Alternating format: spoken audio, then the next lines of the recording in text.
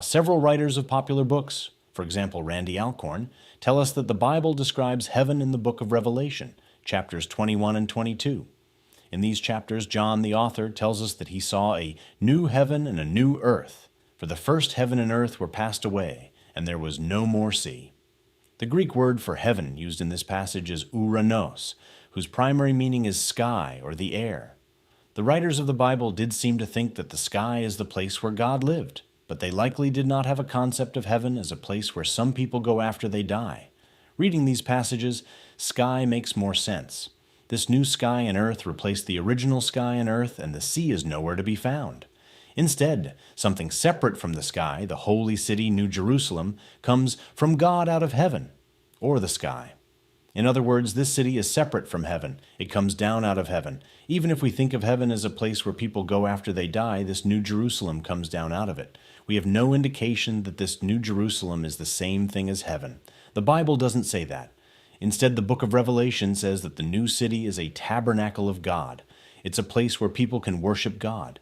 It does not say that the people there are immortal, or that they are disembodied souls, or people with new bodies reconstituted from the atoms of their old bodies, as Randy Alcorn insists. The Bible doesn't say anything like that. Still, this New Jerusalem is a fabulous place. One of the 7 plague angels offers to show John around the new city. The angel takes John, in the Spirit, to a high mountaintop and shows him the city descending from the sky. John describes various aspects of the city, what it is made of, how many gates it had, and its walls. The angel has a golden reed that it uses to measure the city. How big is the city? In the King James Bible, Revelation 21:16 says, "And the city lieth foursquare, and the length is as large as the breadth. And he measured the city with the reed, 12,000 furlongs. The length and the breadth and the height of it are equal."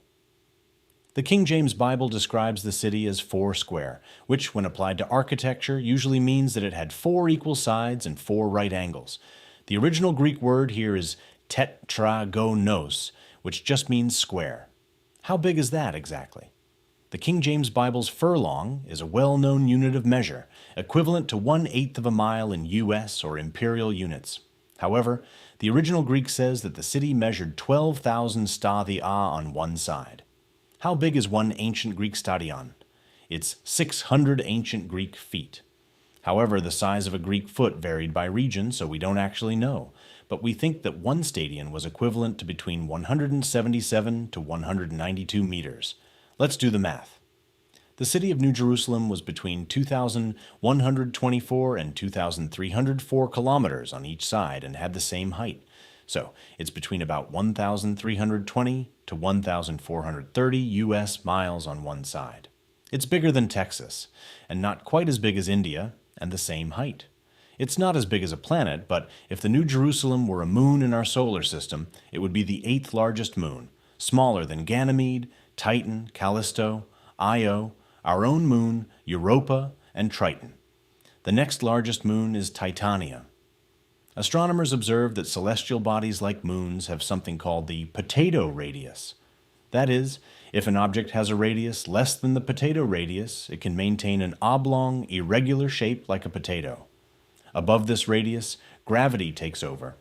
After a certain point, an object, no matter what it is made of, gets pulled into a sphere by the force of its own gravity.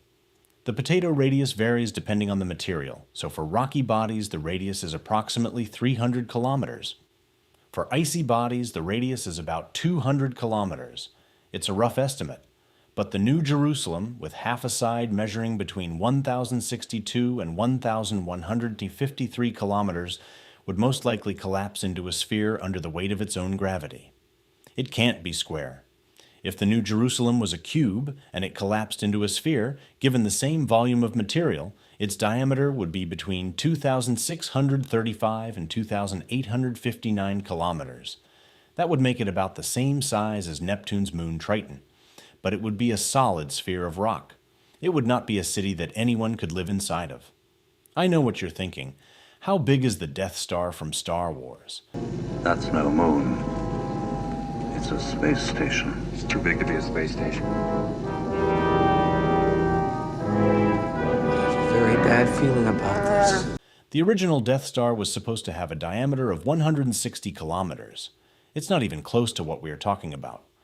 Another problem is that if this object descended to earth, as described in the book of Revelation, what would happen? There would be no difficulty bringing the earth and the New Jerusalem together. The problem would be keeping them apart. If something the size of Neptune's moon Triton were to get close enough to the earth, the gravitational attraction would cause them to collide, which would result in the destruction of all life on earth.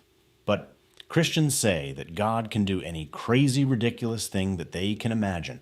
So what if God could stop the New Jerusalem from destroying the earth? What if God could park it so that it just touched the surface of the earth? Then what? We would have two immense spheres touching at some point, with no way to get up onto the New Jerusalem from earth. The thing would have its own gravitational attraction, but it wouldn't be more than the earth's. You might be able to jump and grab onto it, but then you would be climbing upside down on its surface for miles. Also, Earth's atmosphere gradually fades into space.